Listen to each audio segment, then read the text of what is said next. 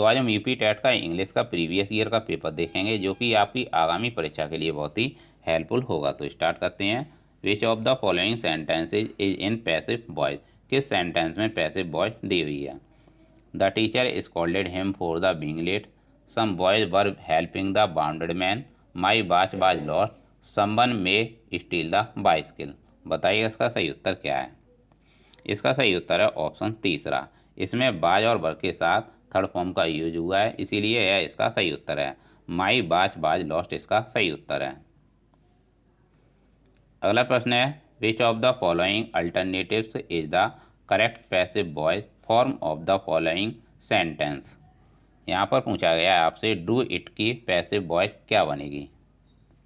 दोस्तों याद रखिएगा, डू इट एक इम्परेटिव सेंटेंस है और इसमें ऑर्डर और कमांड का यूज किया जाता है और इसकी जो पैसिव वॉइस बनती है वह लेट और बी के साथ बनती है। तो याद रखिएगा इसका सही उत्तर है लेट इट बी डन, इसका सही उत्तर है। तो इसका पैसिव वॉइस बनेगा लेट इट बी डन, इसका सही उत्तर है। अगला प्रश्न है which of the following words is plural. बताइएगा किस वर्ड में प्लूरल वर्ड दिया हुआ है। बताइएगा कौन प्लूरल है इसमें? क्राइसिस, एनालिसिस, इंडेक्स या क्राइटेरिया। दोस्तों याद रखिएगा क्राइसिस, एनालिसिस और इंडेक्स इनका प्रयोग एक वचन में होता है, तो यह एक वचन है, कहने का मतलब सिंगुलर है। और जबकि क्राइटेरिया यह प्लूरल है जो कि क्राइटेरियन का क्राइटेरिया है। तो इसका सही उत्तर है ऑप्शन तीसरा, इसका सही उत्तर है। अगला प्रश्न है which of the following nouns is in plural. बताइएगा किस नाउन में प्लूरल दिया हुआ है? माइस, इलेक्ट्रॉनिक्स, बिलियर्ड्स या न्यूज। दोस्तों याद रखिएगा इलेक्ट्रॉनिक्स, बिलियर्ड्स और न्यूज इन सब का यूज एक वचन में होता है, जबकि यहाँ पर जो माइस है वह माउस का माइस दिया हुआ है जो कि प्लूरल है। माउस का प्लूरल होता है माइस। तो याद रखिएगा माउस का क्या होता है? माइस होता है प्लूरल, जो कि सही उत्तर है माइस।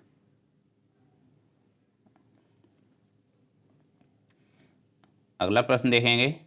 He was an अर्फन and lived with his uncle. वह अनाथ था और वह अपने चाचा जी के साथ रहता था। इन द एवं given sentences identify the gender of the word orphan. जो अर्फन वर्ड है वह किस जेंडर को इंगित करता है? फेमिनाइन, कॉमन, न्यूटर या मैस्कुलिन। बताइएगा इसका सही उत्तर क्या होगा? अनाथ शब्द किसको इंगित करता है? दोस्तों इसका सही उत्तर है ऑप्शन दूसरा, कॉमन जेंडर को इंगित करता है अर्पण वर्ड। अगला प्रश्न है which of the following words is not a coordinating conjunction. बताइएगा इनमें से कौन कोऑर्डिनेटिंग कंजक्शन नहीं है? आपको नहीं वाला बताना है। दोस्तों याद रखिएगा कोऑर्डिनेटिंग कंजक्शन दो वाक्यों को जोड़ते हैं, जो कि कौन कौन सी हैं? बट, फॉर और एंड। इन्हें कहते हैं कोऑर्डिनेटिंग कंजक्शन। जबकि जो नहीं है वह इफ है। तो आपका उत्तर सही है इफ। अगला प्रश्न देखेंगे। Fill in the blanks with appropriate preposition. आपको प्रीपोजिशन बतानी है। जो ब्लैंक यानी जो खाली स्थान दिया हुआ है इसमें कौन सी प्रीपोजिशन आएगी? He thirst dash knowledge left him, no leaves are dash anything else. बताइएगा इसका सही उत्तर क्या होगा? लीव्स आर कहते हैं अवकाश।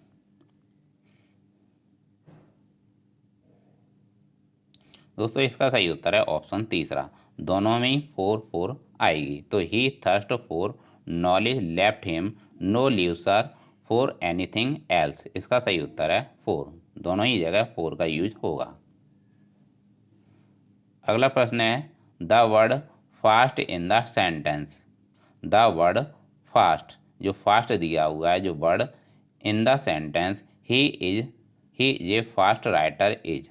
तो बताइएगा वह फास्ट वर्ड कैसा है? नाउन है, एडवर्ब है या एडजेक्टिव है या कंजक्शन है। तो बताइएगा इसका सही उत्तर क्या होगा? फास्ट माने होता है तेज। तो बताइएगा दोस्तों फास्ट जो वर्ड दिया हुआ है वह कैसा है? नाउन है, एडवर्ब है, एडजेक्टिव है। तो दोस्तों इसका सही उत्तर है यह एक एडजेक्टिव है। क्या है? यह एक एडजेक्टिव है।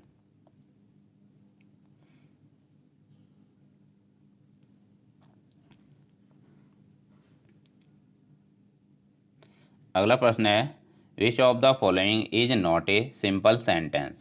आपको बताना है इसमें कौन सा सिंपल सेंटेंस नहीं है। ऑप्शन है पहला she does not know good manners, she reads what she likes, he is a man of great knowledge, I have a very costly book in my house. बताइएगा इसका सही उत्तर क्या होगा।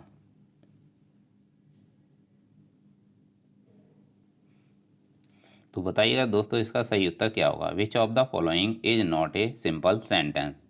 कौन इसमें सिंपल सेंटेंस नहीं है। तो इसका सही उत्तर है ऑप्शन दूसरा, सी रीड्स वाट सी लाइक्स। यह सिंपल सेंटेंस नहीं है, जबकि जबकि अन्य सभी सिंपल सेंटेंस हैं। तो इसका सही उत्तर है ऑप्शन दूसरा। अगला प्रश्न है the sentence he will be playing the piano in the concert day after tomorrow is in. तो बताइएगा जो सेंटेंस दिया हुआ है वह किस तरह का सेंटेंस है। Present indefinite tense, future imperfect tense, future perfect continuous tense या फ्यूचर इंडेफिनिट टेंस। तो बताइएगा इसका सही उत्तर क्या होगा। बताइएगा इसका सही उत्तर क्या है। इसका सही उत्तर क्या होगा। He will be playing the piano in the concert day after tomorrow is in कौन सा सेंटेंस है।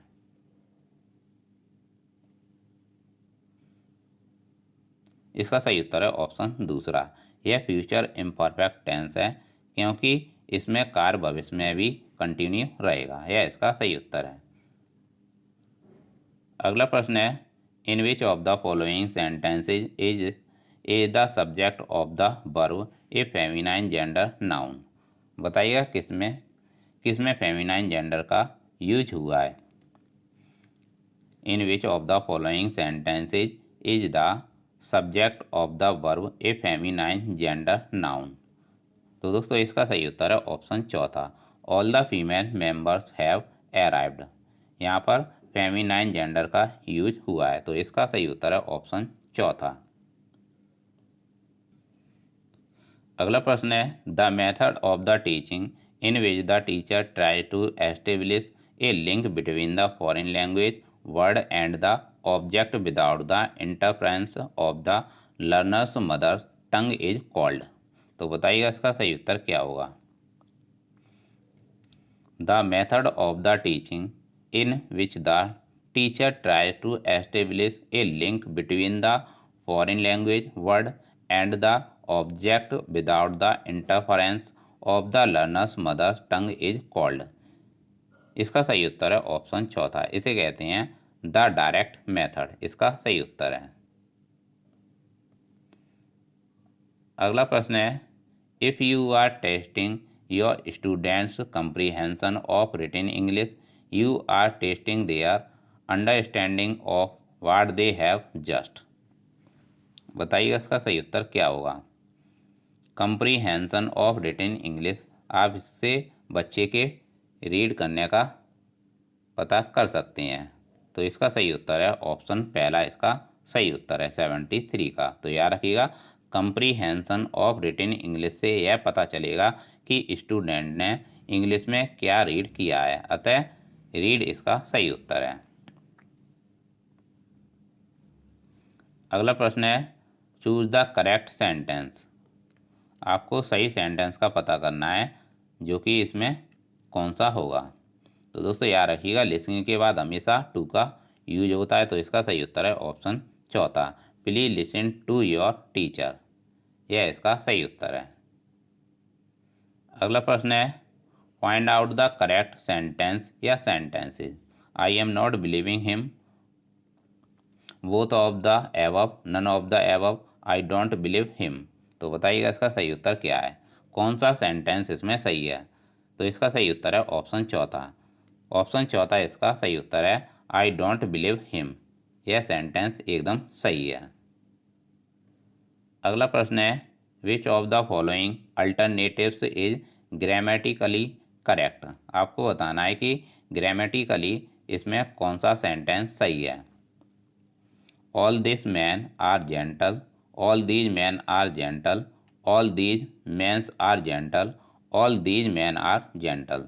तो बताइएगा इसका सही उत्तर क्या है।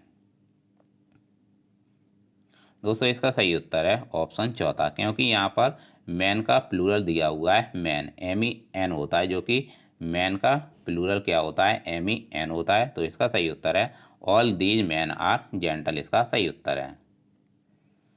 अगला प्रश्न है fill in the blank with the appropriate preposition. आपको यहाँ पर सही प्रीपोजिशन भरनी है। He came to me dash, he came to me dash midnight. तो बताइएगा इसका सही उत्तर क्या होगा। He came to me dash midnight. तो याद रखिएगा मिडनाइट से पहले एट का प्रयोग होता है। तो इसका सही उत्तर है ऑप्शन पहला, he came to me at midnight, इसका सही उत्तर है। अगला प्रश्न है which of the following sentences does not have adjective clause. बताइएगा इसका सही उत्तर क्या होगा। Which of the following sentences does not have an adjective clause. तो किस सेंटेंस में एडजेक्टिव क्लॉज नहीं है। आपको वह सेंटेंस बताना है जिसमें एडजेक्टिव क्लॉज का प्रयोग नहीं हुआ है। बताइएगा इसका सही उत्तर क्या होगा। इसका सही उत्तर है ऑप्शन दूसरा, इसका सही उत्तर है इसमें एडजेक्टिव क्लॉज का प्रयोग नहीं हुआ है। I met him where he lived, मैं उसे उस जगह मिला जहाँ वह रहता था। तो इसका सही उत्तर है ऑप्शन दूसरा, इसका सही उत्तर है इसमें एडजेक्टिव क्लॉज का प्रयोग नहीं हुआ है, जबकि अन्य ऑप्शन में एडजेक्टिव क्लॉज का प्रयोग हुआ है, जैसे कि हु, यह एडजेक्टिव क्लॉज है, और यहाँ पर भी एडजेक्टिव क्लॉज का प्रयोग हुआ है विच, और यहाँ पर भी। तो इन जगह सभी जगह एडजेक्टिव क्लॉज का प्रयोग हुआ है, जबकि ऑप्शन दूसरे में एडजेक्टिव क्लॉज का प्रयोग नहीं हुआ है, जो कि सही उत्तर है। 79 देखेंगे।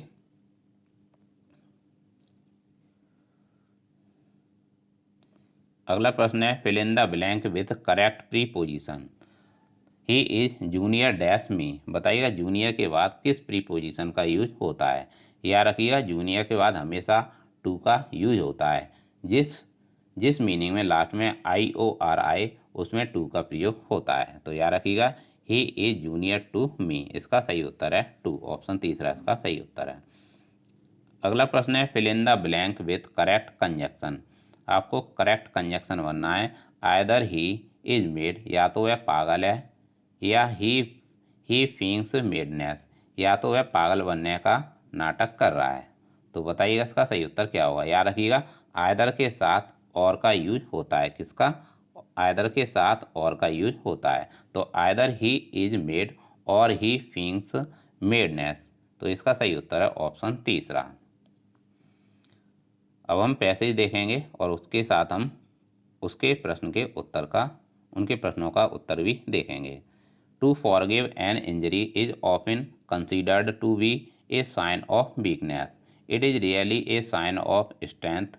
It is easy to allow oneself to be carried away by resentment and hate into an act of vengeance, but it takes a strong character to restrain those natural passion कहते हैं धैर्य। The man who forgives an injury proves himself to be superior of the man who wronged him and puts the wrong doer to shame. Forgiveness may even turn a foe कहते हैं FOE, foe कहते हैं दुश्मन, into a friend. So mercy कहते हैं दया। So mercy is the noblest form of revenge कहते हैं बदला। अब इनके प्रश्न देखेंगे, इनके क्वेश्चन देखेंगे। The word strength is a, जो वर्ड दिया हुआ है स्ट्रेंथ कहते हैं शक्ति, सामर्थ्य। तो यह क्या है, मैटेरियल नाउन है, एब्स्ट्रैक्ट नाउन है। एब्स्ट्रैक्ट नाउन कहते हैं वाचक संज्ञा। कलेक्टिव नाउन पदार्थ, कलेक्टिव नाउन कहते हैं समूहवाचक संज्ञा, और कॉमन नाउन कहते हैं जातवाचक संज्ञा। तो बताइएगा जो स्ट्रेंथ वर्ड है वह क्या है। तो इसका सही उत्तर है, बताइएगा क्या होगा। जो स्ट्रेंथ वर्ड है वह एब्स्ट्रैक्ट नाउन है। कैसा है, एब्स्ट्रैक्ट नाउन है। एब्स्ट्रैक्ट नाउन को हम टच नहीं कर सकते, इसलिए स्ट्रेंथ वर्ड इसका सही उत्तर है।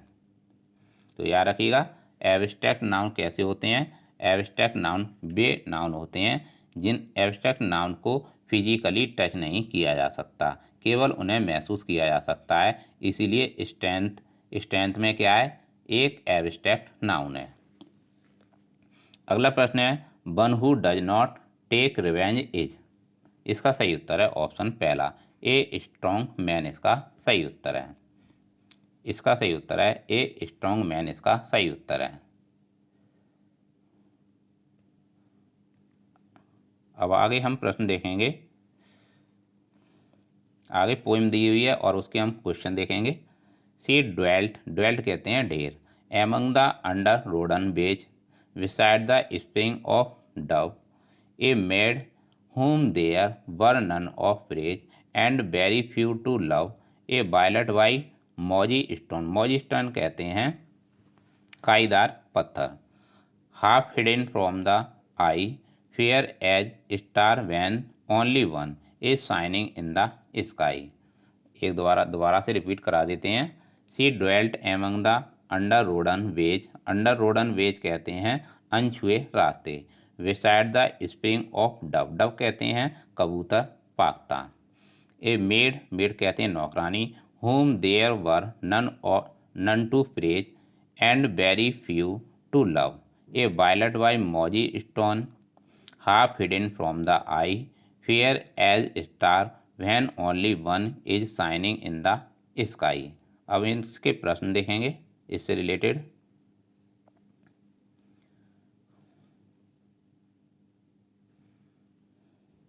पूछा गया है what is the meaning of the word untrodden. पूछा गया है what is the meaning of the word untrodden. Untrodden का दूसरा अर्थ क्या होगा, यानी इसकी मीनिंग क्या होगी। अंटरोडन कहते हैं अनछुए, यानी अनछुआ रास्ता। तो इसका सही उत्तर क्या होगा, इसका सही उत्तर है ऑप्शन चौथा, अनएक्सप्लोर्ड इसका सही उत्तर है। ऑप्शन चौथा इसका सही उत्तर है। अगला प्रश्न है identify the correct figure of speech used in the second stanza. यानी सेकंड स्टैंजा में कौन सा फिगर ऑफ स्पीच यानी कौन सा अलंकार का यूज हुआ है। तो देखते हैं कौन सा है सेकंड स्टैंजा। सेकंड स्टैंजा दिया हुआ है fair as star when only one is shining in the sky. तो याद रखिएगा एज और लाइक का यूज कहाँ होता है, सिमली में होता है। तो यहाँ पर दिया हुआ है सिमली इसका सही उत्तर है। तो याद रखिएगा सेकंड स्टैंजा में सिमली का यूज हुआ है जिसमें एज और लाइक का प्रयोग होता है। सिमली में एज और लाइक का प्रयोग होता है, यह इसका सही उत्तर है सिमली।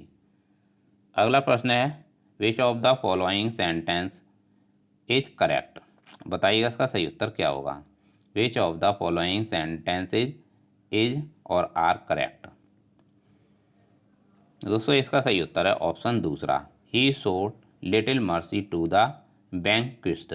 तो याद रखिएगा मर्सी से पहले लिटिल का यूज होता है, मर्सी से पहले लिटिल का यूज होता है। और जबकि अन्य ऑप्शन में होप और कंसर्न से पहले फ्यू दिया हुआ है, जबकि यहाँ पर लिटिल का यूज होना था। किसका, लिटिल का यूज होना था फ्यू और फ्यू की जगह होप और कंसर्न से पहले यहाँ पर अगर लिटिल का यूज होता तो यह सेंटेंस भी ए और बी दोनों सही होते। तो इसका सही उत्तर है ऑप्शन दूसरा, इसका सही उत्तर है। ऑप्शन सी इसका सही उत्तर है he showed little mercy to the vanquished. इसका सही उत्तर है ऑप्शन पहला, इसका सही उत्तर है। ओनली सी इसका करेक्ट आंसर है। अगला प्रश्न है point out the sentence which is in past perfect tense. तो बताइएगा किस सेंटेंस में पास्ट परफेक्ट टेंस का यूज हुआ है। बताइएगा इसका सही उत्तर क्या होगा। दोस्तों याद रखिएगा पास्ट परफेक्ट टेंस में हेड आती है और हेड के साथ थर्ड फॉर्म का यूज किया जाता है। और अगर सेंटेंस बिफोर से जुड़ा हुआ है तो उसके साथ पास्ट इंडेफिनिट टेंस भी आता है। तो इसका सही उत्तर है ऑप्शन पहला। तो ऑप्शन पहले में पास्ट परफेक्ट टेंस है जो कि इसमें हेड का यूज हुआ है और साथ में थर्ड फॉर्म आई है और बिफोर के साथ पास्ट इंडेफिनिट टेंस जुड़ा हुआ है, ही अराइव्ड। इसका सही उत्तर है ऑप्शन पहला, I had written my letter before the arrived. इसका सही उत्तर है। अगला प्रश्न देखेंगे fill in the blanks with the correct article. आपको आर्टिकल बताना है कि इसमें कौन सा आर्टिकल आएगा खाली जगह में। Neil Armstrong was dash first man to walk on dash moon. बताइएगा इसका सही उत्तर क्या है। तो इसका सही उत्तर बताइएगा क्या होगा। दोस्तों याद रखिएगा, जो यूनिक वस्तुएं होती हैं उनसे पहले आर्टिकल द का प्रयोग होता है, जो कि क्या है, यहाँ पर मून है, यूनिक चीज़ है यहाँ पर। Neil Armstrong was the first man to walk on the moon. इसका सही उत्तर है ऑप्शन दूसरा, इसका सही उत्तर है। तो दोनों ही जगह द का यूज होगा। अगला प्रश्न है, fill in the blank in the following sentence. The teacher has been teaching for dash hour. बताइए खाली स्थान में क्या आएगा, कौन सा शब्द इसमें आएगा। The teacher has been teaching for, तो इस जगह आएगा एन आवर। इससे पहले आर्टिकल एन का यूज होता है आवर से पहले, क्योंकि यह साउंड से ही पता चल जाता है कि किस आर्टिकल का यूज करना है, तो किस वॉवेल्स का यूज करना है। तो याद रखिएगा, आवर से पूर्व एन का प्रयोग होगा, क्योंकि आवर एक सिंगुलर नाउन है तथा इसका उच्चारण वॉवेल साउंड से होता है। यह इसका सही उत्तर है, एन आवर। अगला प्रश्न है, add the right suffix to the pluralise the words ox. तो बताइएगा ऑक्स का प्लूरल क्या होगा। तो याद रखिएगा, ऑक्स का प्लूरल होता है ऑक्सेन। तो इसके साथ ई एन जुड़ जाएगा तो प्लूरल हो जाएगा ऑक्सेन। तो ऑप्शन चौथा इसका सही उत्तर है। Change the word grow into a noun by adding one in the suffix given below. तो बताइएगा कौन सा वर्ड जोड़कर नाउन बनाया जा सकता है। ग्रो क्या है, यहाँ पर एक वर्ब है, GROW ग्रो, यहाँ पर एक वर्ब है और इसका नाउन TH जोड़ देंगे तो क्या हो जाएगा, तो ग्रोथ हो जाएगा। क्या हो जाएगा, ग्रोथ हो जाएगा। तो इसका सही उत्तर है ऑप्शन दूसरा, इसका ऑप्शन पहला इसका सही उत्तर है। तो ग्रोथ, इसका ग्रो का क्या हो जाएगा, ग्रोथ हो जाएगा। अगर हम यहाँ पर ग्रो, तो यहाँ पर क्या दिया हुआ है, वर्ब दी हुई है। अगर हम इसे नाउन बनाना है तो TH जोड़ देंगे तो ग्रोथ हो जाएगा। तो इस तरह यह नाउन बन जाएगा। तो इसका यह सही उत्तर है। तो दोस्तों ये था यूपी टेट का प्रीवियस ईयर का पेपर। तो ऐसे ही प्रीवियस ईयर का पेपर आपके लिए लाते रहेंगे, तो आप अभी से तैयारी में लगे रहिएगा। तो ऐसे ही प्रश्न आपके लिए लाते रहेंगे। मिलते हैं नेक्स्ट क्लास में। प्लीज़ चैनल को लाइक और सब्सक्राइब जरूर करें, आपके लिए इतनी मेहनत करते हैं। तो मिलते हैं नेक्स्ट क्लास में। Thanks for watching.